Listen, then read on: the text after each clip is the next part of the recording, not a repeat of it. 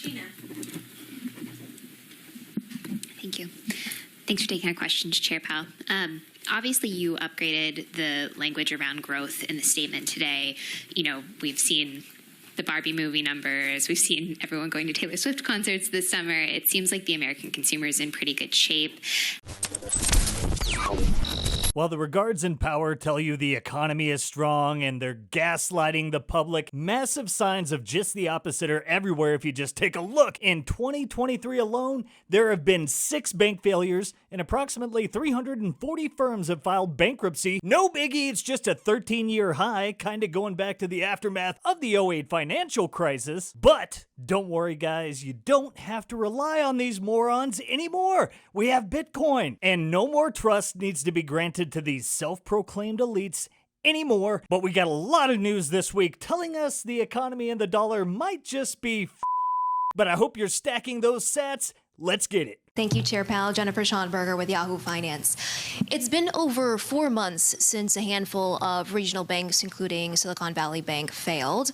When you look at credit conditions now, given Bank of California's acquisition of PacWest, does this acquisition suggest the full impact has not been felt, or are you comfortable saying that we've seen most of the ripple effects that may have occurred at this point? And how does this play into your outlook for policy? So I don't want to comment on any particular merger proposal, but I will say things have settled down for sure out there.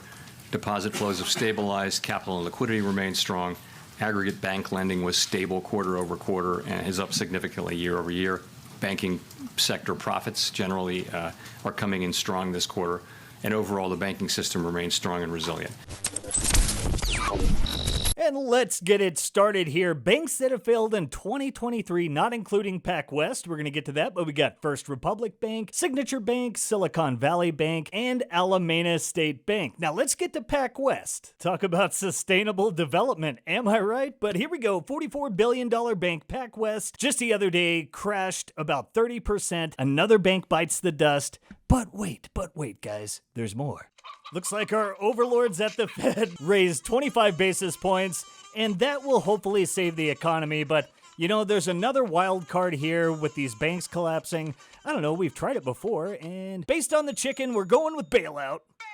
And here is number 6, Heartland Tri-State Bank closed by FDIC. I guess Jerome couldn't save everybody. What can you do? Nothing to see here, just another small $100 million bank failing. This one kind of hits close to home as a guy from the Midwest myself, but only the 5th one this year. Now we got PacWest, so that's 6. Seems normal. Sure, it has nothing to do with the Fed's historically swift rate hikes. Now let's get here kind of some recent comments from presidential candidate Robert F. Kennedy, but talking about like Bitcoiners, how the financial system is rigged, how the fiat system is rigged, and what they are doing is destroying the middle class. And I don't know if you saw that old clip with Klaus Schwab and Mr. Biden, but they were very upset that the middle class is holding out. And if you want to continue to hold out and bleed these guys out, probably want to stack some sats. But let's get to Robert F. Kennedy here. We have a system of cushy socialism for the super rich, and this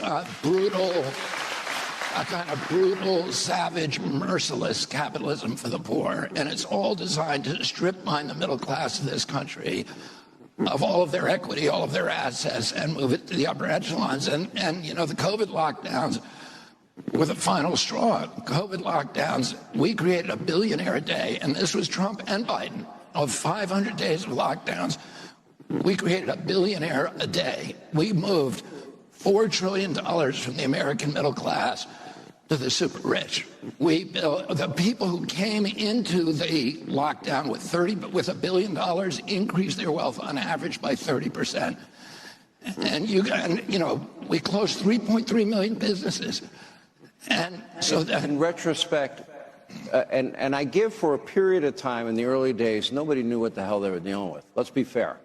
But there came I'm not going to be fair. All right, you don't be fair. No, in the early days.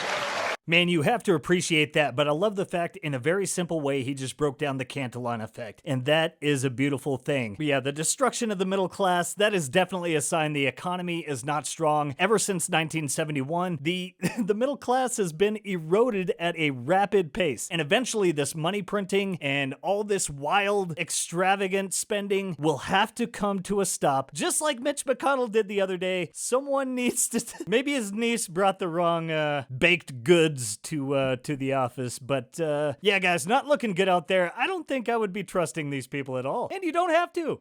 All right, now I'm sure you guys probably saw the recent Tucker Carlson where he was with Ice Cube, and I thought there were some very good points made by Ice Cube on how the state does all these things to divide people. And if you go back to kind of the medical industry, the money's in the treatment, not the cure. And that kind of, if you take that and apply it to money, it kind of all makes sense. And he hits on these incentives and the damaging effects they're having on society. But this was awesome. Let's check it out. We've been talking almost all day now. You haven't mentioned race a single time. We've mentioned economics, rich and poor, a number of times. Do you think that we overplay the role of racial conflict in American life?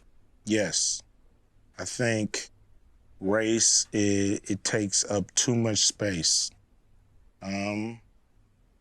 There's people that we all have in our lives who are our same race that we can't stand. And there's people in our lives from other races that we get along with way better. So it's not about race. It's not about color and gender and this and that. It's about who do you connect with, you know? Who do you vibrate with? You know what I mean? Who's on the same wavelength? Who wants to be the same kind of person? Who wants to do the right thing when you want to do the right thing? That's who you connect with. So I think a lot of people make a lot of money off of the racists fighting against each other and bickering. And they the ones who push it in our face all the time that we're separate.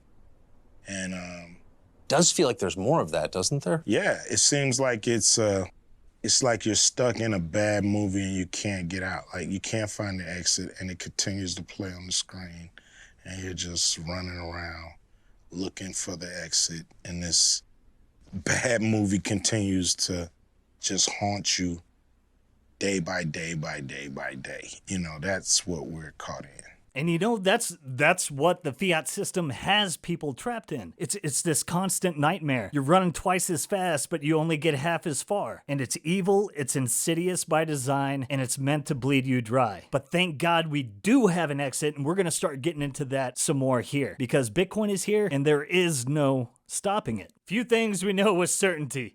Death, taxes, and fiat's going to zero. And the people that are catching on to this, you take a look around, see from the bank failures to bankruptcies, etc. We know where these things are going. They're going to have to debase the currency at an even more intense rate than they did back in 2020. And that is very alarming because, well, I don't know, they printed like 40% of the current dollars in circulation in a very short amount of time. So going back to Weimar, you see what these things do. Every cycle contracts, and it's like, we're going to get into this later, like an addict. They build this tolerance, and over time it takes a higher and higher dosage, but the effect and its duration, the euphoria dwindles, right? Until eventually the body can't even handle that dosage anymore, and then they're done. And that's what we're looking at. But let's check out Tim Draper here. But it's also going to rise above fiat, and I think it's just better technology. I mean, having to have a bank and a government decide on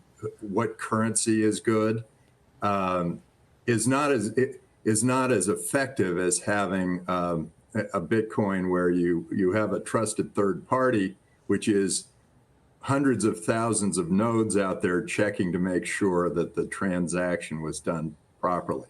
So I think it's just better, safer technology, and eventually the rest of the world will come on board. It's not if, it's when, and things continue to move in that direction. You guys, if you've been keeping up, you know about all the developments in macro world, but also the spot Bitcoin ETFs, the institutional adoption, all of these things. So many macro movements are pointing everyone towards Bitcoin. But let's get to it because we got a lot to go through. Again, guys, macro world, it doesn't look great. And when you get into this debt spiral like Greg Foss, James Lavish, Lawrence Lepard, Lynn Alden, all these guys have told you about, looking at this in the history, no country has come back from 130% debt to GDP level and not defaulted. And this is currently the Fed's government expenditures and interest payments. That should be fine. So we're approaching $1 trillion just to pay the interest on the $32 trillion US national debt. Yeah, totally sustainable. All right, I'm going to show you guys this.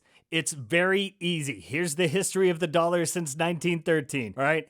It is down 99%, but unfortunately, it can still go down another 99%. But something came along in 2009 that really changed the game, a currency that cannot be debased or manipulated by anyone. But in short, guys, it's not complicated, just save in Bitcoin. And again, maybe you're new here today, you haven't figured out that the fiat system is a scam carried out against the populace to make them poor and fund wars. And, we can go to Ron Paul, we can go to Robert F. Kennedy, really driving this point home, Dwight D. Eisenhower in the military-industrial complex, but people are living paycheck to paycheck. Landlords are living month to month because some people didn't even have to pay rent for months on end. And banks and corporations are living bailout to bailout as the U.S. government is living war to war. Geez, I wonder why faith in institutions is at a record low. I'll tell you why. And again, guys, don't trust anyone to control your money, your property. It's yours. And for the first time in history, you can truly hold it, and no one can take it from you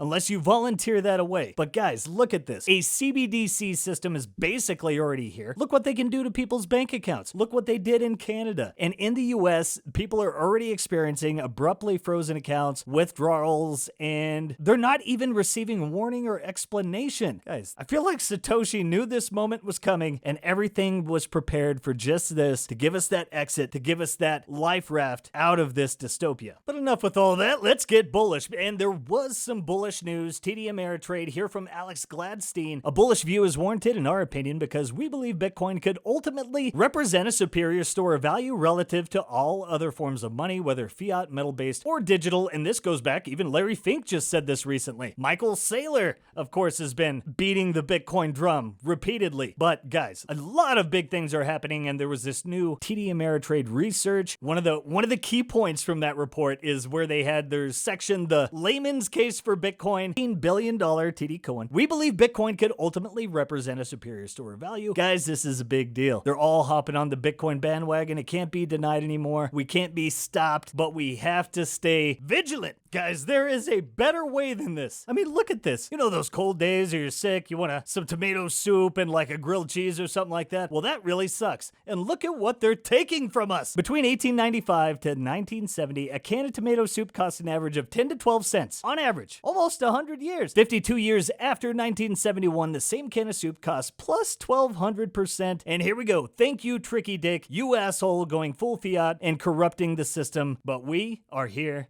to fix it. And if we fix the money, I am convinced we will fix the world. Oh, and I'm sure you've heard the recent news, CPI is down. There's no more inflation. Don't worry about it. It's all good. Yeah, as long as you don't live in a house, pay rent, eat food, or use energy, because U.S. gas prices have reached their highest levels in 8 months. Average gas prices around the U.S. rose by 13.4 cents in a week, according to AAA data. So yeah, there's totally no inflation anymore. That's completely imaginary. You guys should really probably head over to Time Chain Stats and start pricing things in Bitcoin. It will unlock your mind to the power of deflationary money and an actual store value. Because these other things, the fractional reserve system, all of this is going to go belly up. And we are on that path as we just had this recent news this week. 3 banks fell below the legally binding capital requirements in the EU stress test. I'm sure everything's fine. And again, guys, we were talking about the regards. So you saw they have like banks failing and stuff of this nature. And look who the Bank of England decided to call in. Former Fed Chairman Ben Bernanke. That was a great success. In preschool economics, maybe. But yeah, not looking good. And guys, this is clown world. When you fail, you get promoted. That's how it works. this. There is no merit. There is no proof of work there. What did Carlin say? It's a big club, and you're not in it. And I found this interesting. The Bank of Japan makes adjustments to yield control. So this tweet came on the 28th, but if we take a look here on October 9th, 2022, Dylan LeClaire said, what I am on the lookout for is what happens if when Bank of Japan eventually capitulates on the 10-year yield curve control. Sovereign debt is fungible on a FX hedge basis. Long and JGB yields dramatically higher would lead to quite the move in U.S. Treasuries and risk, right? Not happening today, but maybe in 2023.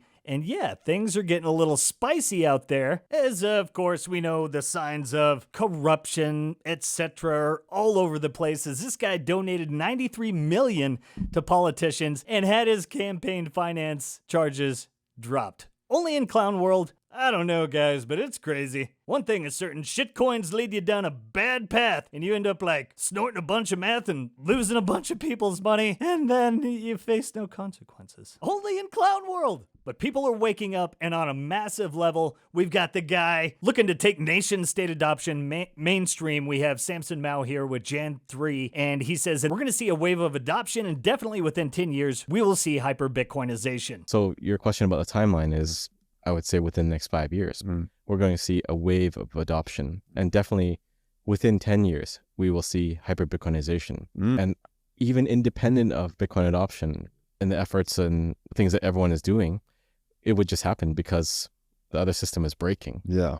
Right? This is just fuel on the fire. The Bitcoin adoption push is just adding fuel to that fire. That's a great point. So you think then by, you said 10 years, so 2033, we're in hyper-Bitcoinization. Yes. Wow. Godspeed. Now, I got this clip here. This was posted by the Libertarian Party, and this is Ron Paul back in the 80s. And again, I love those memes where it's like when you've been telling people the truth for 40 years and they just now start figuring it out. But this is a pretty remarkable clip. Take a look. A lot of good nuggets and education, maybe for those just learning about how the fiat money system is so corrupt and insidious. I'll see at home, but I don't see the practical application of a libertarian president in the United States. And, once you say the Constitution is, we should go back to what the Constitution said, well, they had no idea what they were getting into. They left some room for growth. But they really didn't leave room to destroy the principle of freedom, the concept of individual rights and the purpose of government. You say it would be a radical change. I think the extremists are in government. How can you say somebody who wants a balanced budget is a radical extremist and wants these radical changes when we get a conservative president that triples the national debt in 6 years and runs up a deficit in 1 year of $220 billion? That to me is extremism and is very dangerous. You say, well, they might not be able to accept these changes from the status quo, which I would grant there would be some changes.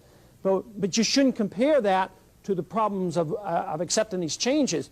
You ought to compare it to what it's like when all the people of this country get a Social Security check and it doesn't buy anything. That's what it's all about. Ron Paul has been spreading the sound money gospel for a very long time, spoken at the Bitcoin conference in 2022. One of the biggest proponents of freedom and liberty there are, so that was an amazing clip. Guys, sound money is the way, Bitcoin is the future. And again, I truly believe that this battle for the future of money is the battle for the future of humanity. It's Bitcoin or it's slavery. Here we go. Because this is what people want to do. And here is Christine Anderson. Keep an eye on your governments because they will try to enslave and impoverish people. This is, again, I've shown you guys Christine Anderson a few times, but she is a big advocate for freedom and stands up to these self-proclaimed elites and these parasites, and it's just so powerful. And again, hope. Bitcoin is hope, sound money is hope, but being able to speak your truth and hold your own keys and hold your own property, that's the kind of future we want to move to. And impoverish every single human being on this planet. That's what we're looking at, and that's what we need to fight. And I'm really asking you, take a good look. Take a good look at your governments, and do not assume for a single second, just because they were democratically elected, they will not inflict the worst atrocities on you. Do not believe that for 1 second. So please, stand up, get up, and fight already.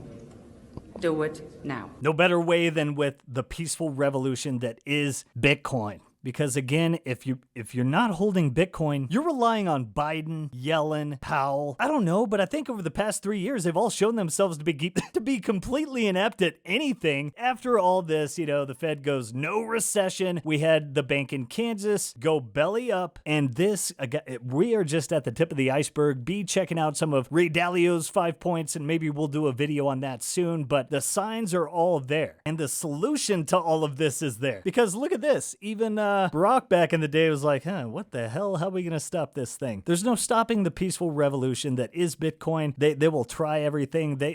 Look, it looks like people are folding right now, but we must stay vigilant because these spot Bitcoin ETFs opens up different rabbit holes. We covered that in a past video, but let's get to this. The question we now have to ask is if technologically it is possible to make an impenetrable device or system where the encryption is so strong that there's no key, there's no door at all, then what mechanisms do we have available to even do simple things like tax enforcement? Because it's all the way out. Good luck taxing it. I lost all mine in a boating accident, unfortunately. Propeller just ate it all up. So, but yeah, I'm just stacking again. I'm back on the journey, guys. So here we go, back on the Bitcoin train, stacking those sats, putting in that work. And Barack Obama just laid out the reason why you should probably own Bitcoin, because they can't crack it. There is no backdoor, and you will truly own your property. Or you can go ahead and save in dollars and rely on the guy cooking it up over here, got the walk. And, here's all these banks going belly up, U.S. economy. And Jay Powell, he's here to save everyone. And oopsie, little mistake. But I think it's about time we stop trusting these intermediaries and third parties and an unelected group of people that dictate the monetary policy, which in turn makes the control system which dictates society. Not cool. Bitcoin and freedom, or a CBDC implant and slavery. I think it's an easy choice. This thing, and we can go back to the history of empires, and they fall, they spread too far. We're the policemen of the world, military bases in 100 countries plus, and printing money like crazy. And the world is really waking up to this. We're going to get to that in a second, but here's how it looks like. The devolution of society, and I've talked about this a lot, and you go back to the fall of Rome, but the government, think about impeachment, medical, think that one thing, judicial, think acquittals, education, think drag queen hour, technology, think Silicon Valley, banking, think bail-ins, Hollywood, think strike, internet, think WEF, car industry, think chips, and the devolution is currently being televised. Probably turn off the boob tube and start absorbing some Bitcoin-only content so you can actually learn and not have your brains turned to mush by a bunch of fiat clowns. All right, I've been saving this one, but this is the president of Eritrea talking with Putin, and he touches on the U.S. has been printing money. It's been one of their weapons. The monetary system, of course, we know SWIFT and what happened there, but he said, we need a new financial architecture globally that is not controlled by other currencies. I wonder if anyone told this guy about Bitcoin, but when he said this, okay, you can kind of look at Putin smile, like he's been trying to wake some of these other people up to this. So I'm going to lay it out there. Maybe BRICS is starting to maybe embrace that idea of Bitcoin. I don't know, but we'll see. It's still early in some regards, but not for the dollar, because this is devastating. Here we go. They are printing money. They are not manufacturing anything at all. It's printing money. And this has been one of their weapons globally. The monetary system, the global monetary system, controlled by dollar and euro, has been used. Sanctions here, sanctions there, sanctions there, grabbing this account, grabbing that account, has been one of their tools. This is not going to continue indefinitely. And we need a new financial architecture globally. Not controlled by euro, not controlled by the dollar, not controlled by other currencies. I don't know about you, but that was pretty epic. That's like the biggest, I don't know, something in a long time that I've seen like this.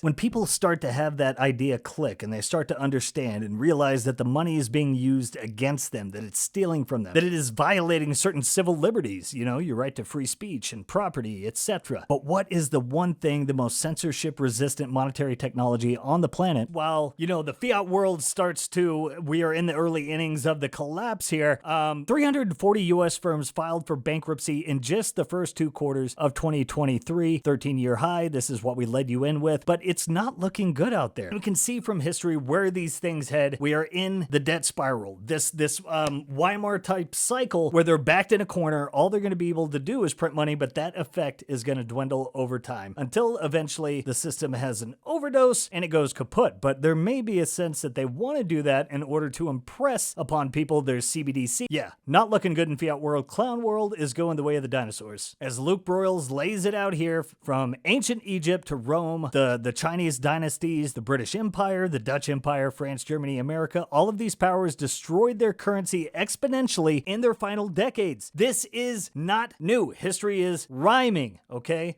Take a look around and realize that there is this one technology that can save you from all of this vicious cycle throughout history. And I wonder what new frontiers that'll open up. It's insane, the possibilities. And as fiat dies, Bitcoin will rise. Concerned about just one more economic one. Are you concerned about the strength of the dollar right now?